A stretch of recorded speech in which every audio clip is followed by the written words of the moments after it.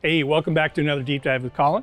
Today we're going to talk about discharge ink, basics of discharge printing, and the things that you want to know in order to create a good discharge print.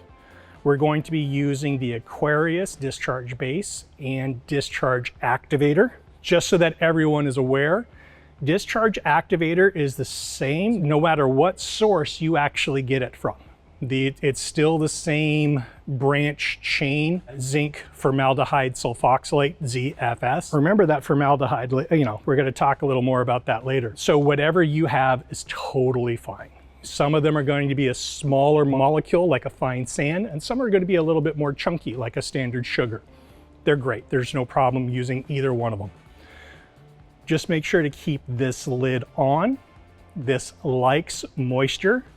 So if you are to leave the top, if you end up leaving the lid off of this and you're in a humid environment, it can end up getting very clumpy, and that will cause the molecule there to break down. So basically the ZFS goes bad, stinks to high heck like sulfur, like rotten eggs. If it gets that bad, dispose of it, get in a new one, and make sure to keep the lid on it. So let's actually mix up some discharge ink. Discharge ink. Discharge ink. We always want to use a scale because the amount of activator we want to add is percentage based. So I'm going to open up the discharge clear, give it a stir. You always want to stir your inks. We've talked about this for decades with Plastisol. The same thing holds with discharge. If you are in a warm environment, you can get some evaporation going inside the container. So you want to make sure that you are putting any liquid that had evaporated back into the ink. Now we are going to measure out 100 grams for what we're doing today.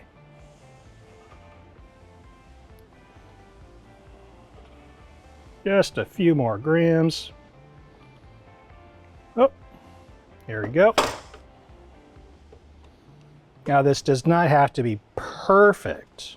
If you shoot for consistency, perfection normally follows. Let's put the lid back on, keep it nice and tight. And now what we want to do is we want to zero out our measurement, and we want to add anywhere from 4% to 6% of the discharge activator.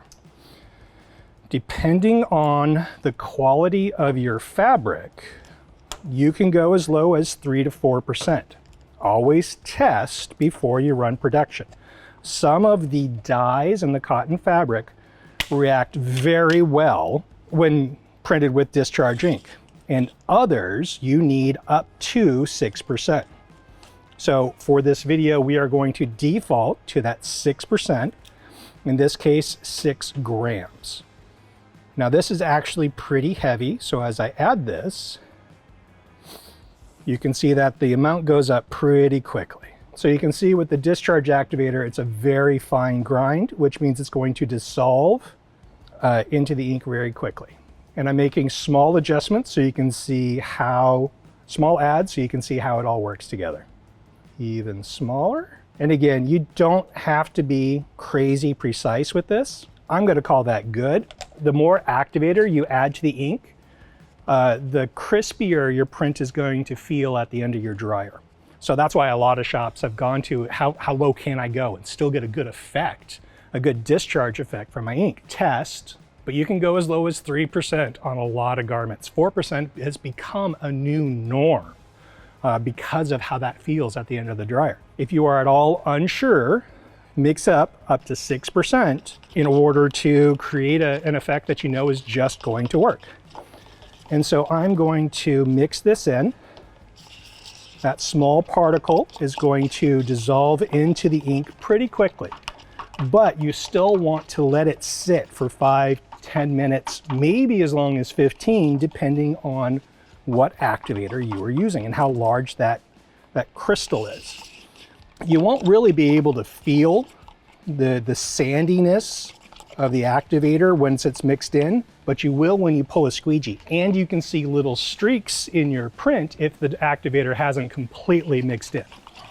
So as this mixes in, I'm going to go over here. I'm going to set this down and I'm going to make sure that my design is set up ready to go on press. When you're setting up your screen on press, you don't need a whole lot of off contact when you're printing any kind of water-based ink. You can technically print on contact, but for a lot of reasons, I will encourage you to have at least a little bit of off contact. There is still a world in which that ink can seep out the side of your stencil, so having a little bit of snap off is going to do nothing but help you. Today, we're going to use a 158 thin thread screen. And what thin thread means is simply that the threads used in the mesh are thinner than on standard thread, hence the name thin thread. But what that does is it leaves a square opening in your mesh that is bigger. So because of that bigger opening in the mesh, all inks, including water-based ink, is going to flow through it really easy. So you're going to need to use less pressure to get more ink through the mesh. The other benefit to using a thin thread mesh is if the ink does start to dry in the mesh, when you pull a squeegee across it, it's going to clear open really quickly. Again, that thinner thread diameter means less surface area for that dried ink to hold on to. And when that print comes by with a lot of ink in front of it, it's kind of like a flushing of your image area as that print goes by and the dried ink particles get flushed away. So we have a couple of squeegee options. One is a 65-90-65. It's going to allow us to put through a good amount of ink and becomes very desirable on a lot of prints. If you're doing something where you find you need a little more control over your ink deposit, a 70 durometer squeegee is going to be fantastic. There are instances where you can go higher than this when you're doing really fine dots, really fine detail work. And that's more about controlling the ink deposit for the design than it is really getting a really good saturated print on the shirt to remove the dyes. But we digress over what we're talking about here.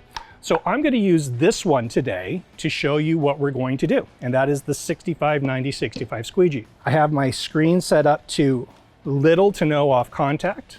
I'm going to grab a shirt and load that up. I have a Perfect Way district shirt here, 100% cotton. If I remember correctly, it has a really good discharge rating. One of the things you'll find across all garments is they're going to use different dyes in order to color the fabric. So each dye itself is, whether it's a reactive dye or not, is going to respond to the discharge activator, the discharge process differently. Check with your distributor and your shirt of choice on what its discharge rating is. Every distributor will have a ratings chart. Now I am going to do something here for the camera in which I'm going to pull the squeegee, print this on the shirt, and then I'm going to put it underneath the flash unit so that you can see what's going to happen during different levels of activation. We're going to put a small bead of ink here. Spread that out. You can see all the little bubbles from me mixing it.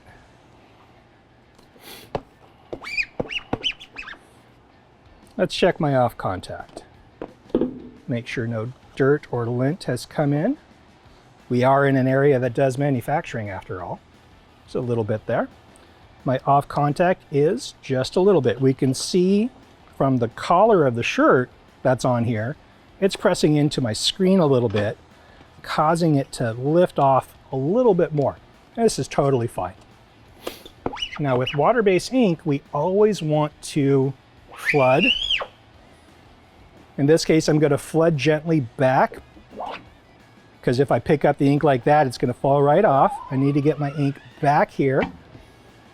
And then I'm going to keep my squeegee, because this squeegee is very soft, I want to keep my angle closer to up, but that edge is going to roll really nicely, just like in our video that we did on squeegee selection. So keeping this straight up and print through, and then we always want to finish with a soft flood. We don't want to drive that ink into the screen. I ended up missing a little edge over there, but again, thin thread mesh, so we should be fine. Now I'm not sure if this shows up on screen, but we can see a little tonal difference in the print. You can see from the outside in, the discharge process has started. So let's throw this under there a little bit more. There we go. We have a little bit more going on. And we're just going to keep going through this as you start to see more and more of that activation. You can see it's very speckled, it's very spotty. It will rarely discharge evenly all at once. And that's fine. Now what it's doing while it's underneath a heat source is that branch chain that we talked about. The zinc formaldehyde sulfoxylate is breaking apart under the heat. And what's happening is that formaldehyde is now a free molecule, and it is combining with the dyes of the fabric, and it's breaking that dye apart. It's removing that dye from the fabric itself, which is why we have this very speckled look here of this nice, bright, natural cotton look. And we're seeing the natural dyes in the black. It looks almost a little purpley red. Let's throw this back under here. So as that formaldehyde is acting on the dyes in the fabric, removing it from the garment, leaving the natural cotton color behind, that sulfur molecule is combining with the formaldehyde and creating an inert molecule. So naturally free formaldehyde is a carcinogen. It's something that we want to be aware of. So when we're flashing it, we are releasing formaldehyde into our breathing space, which is why we recommend doing discharge through the dryer and letting the venting take place so that it goes into your atmosphere. So this is what it looks like after it's been under the flash for an extended period of time. It's still not perfect, and we never expect it to be fully perfect underneath the flash, but we do know that we're going to get rid of a lot of it. Now there are some speckles left over in here. That could be from a couple of things. That could be undissolved activator in the ink. I didn't let it sit long enough. That could be just specks that haven't fully discharged yet. There could be texture on the platen, and that's just showing through here. There's a number of reasons why we can have these speckles, and we never want to try and diagnose it until it's fully gone through the discharge process through your dryer. So to recap, the discharge process, once you add the activator to your ink and the ink goes under heat, that activator is breaking apart. The formaldehyde is attacking the dyes of the garment, and then the sulfur molecule is combining with the formaldehyde to create an inert molecule. And that's what we want to see happen going through the dryer and get a complete discharge process that way. So what I'm going to do now is I'm going to print this again underneath the one that we just flashed. I'm going to run it through the dryer, and we're going to talk about what we need to pay attention to in our dryer to make sure we get a good discharge.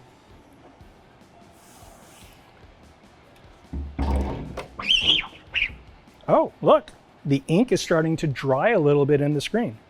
This is water-based ink, and we do need to be very cognizant of both the humidity we're working in and the heat that we're working in. In those few minutes, 5 minutes that we were talking about the print, the ink where it was thin has started to dry out.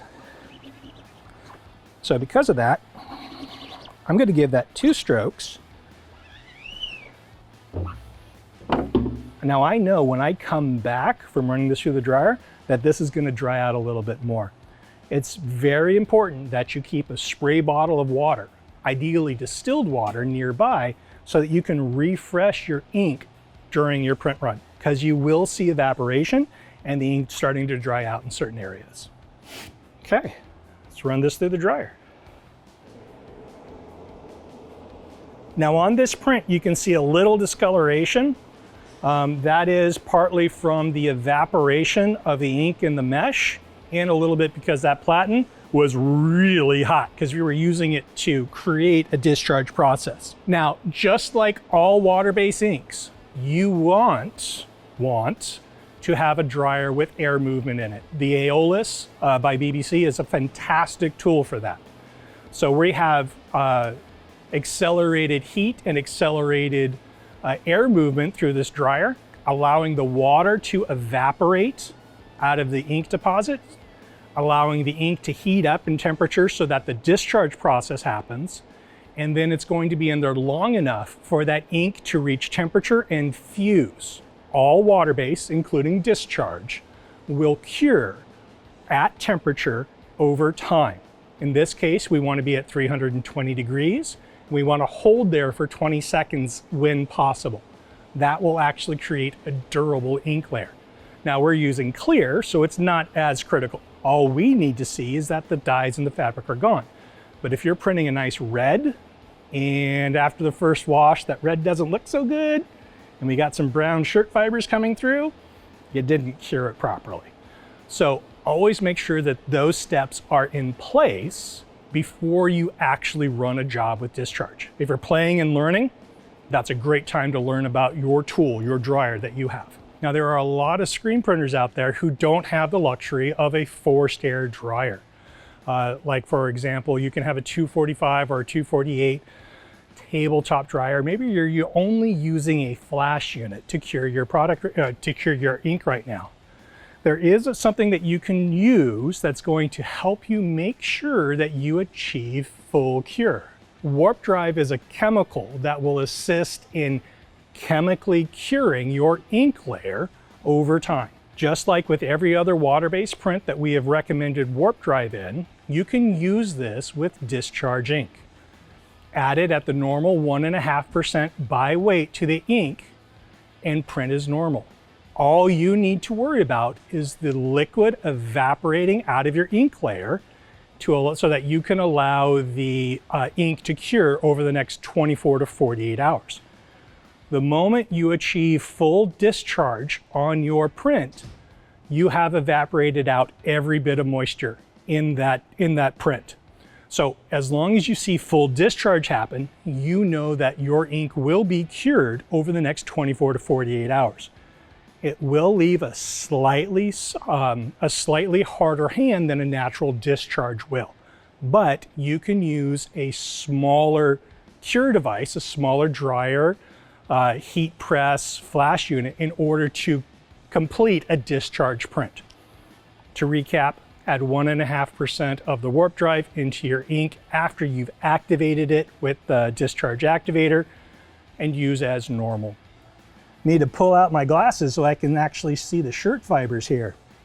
All right, so we can see from the print that we did here. This one we did do a 2-stroke in order to actually see, and in order to fully clear the screen because it had started to dry in.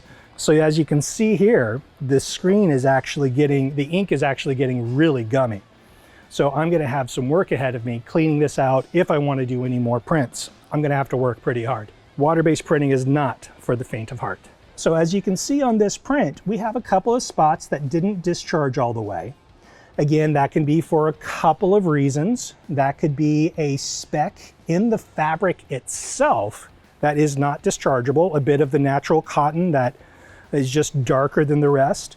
That could be a little chunk of the activator that didn't completely dissolve, although at this point that's probably not the case. That could be some texture on the platen in which the ink was not able to penetrate all the way, although that's probably not the case.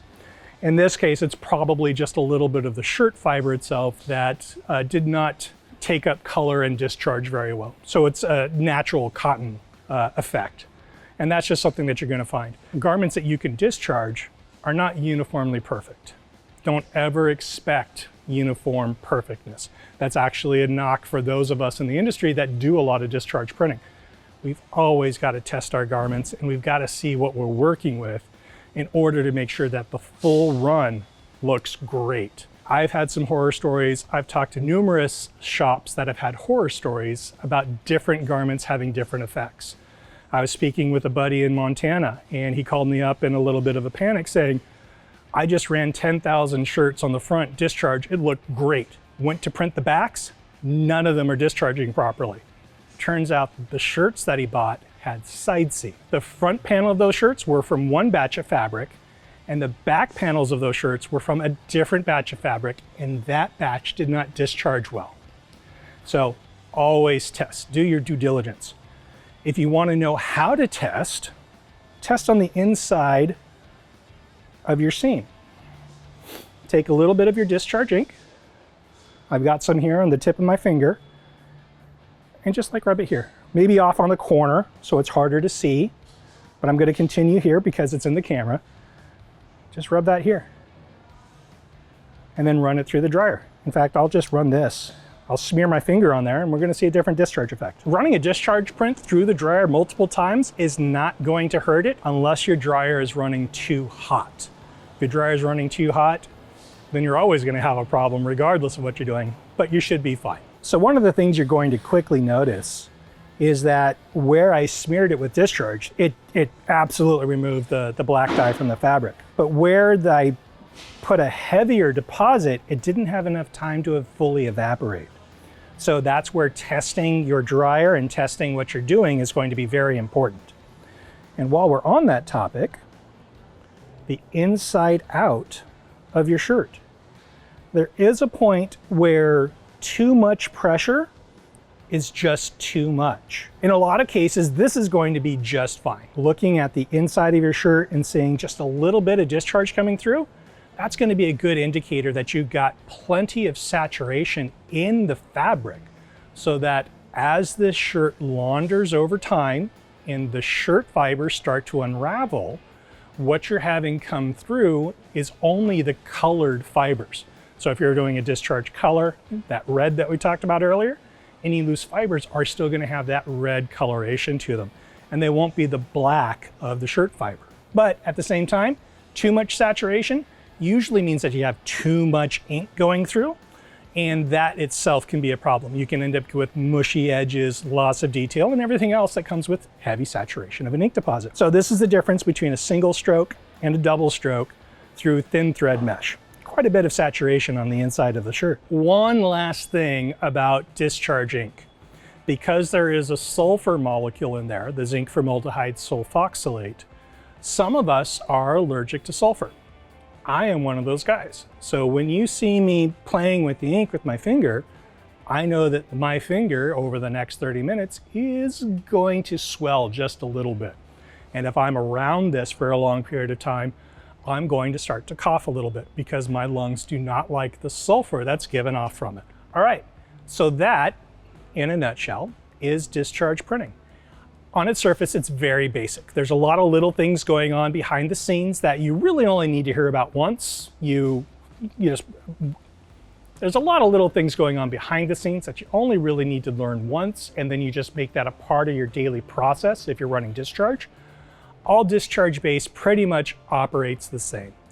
When you're adding color to discharge, please follow all recommendations on pigment loading. There is a maximum you can get to before you end up overloading the ink, and then that color can't bond. It doesn't have enough glue to hold on to that pigment load. So if you're ever unsure about whether or not you're adding too much pigment into an ink, another little band-aid is to add that warp drive. That warp drive acts as a glue. So it can be a little bit of insurance on holding extra pigment in your ink. Always do your due diligence by testing before you ever run production. This is definitely something that if it's not done right, your customers are going to be unhappy with you. Thanks for joining us on this deep dive. It's always fun to print water-based ink, even though I let it dry on the screen during our recording here. That's going to be fun to clean out afterwards. Again, thank you guys for joining us. Always leave comments below. Ask your questions. We'd love to interact with you. We'll see you in the next one.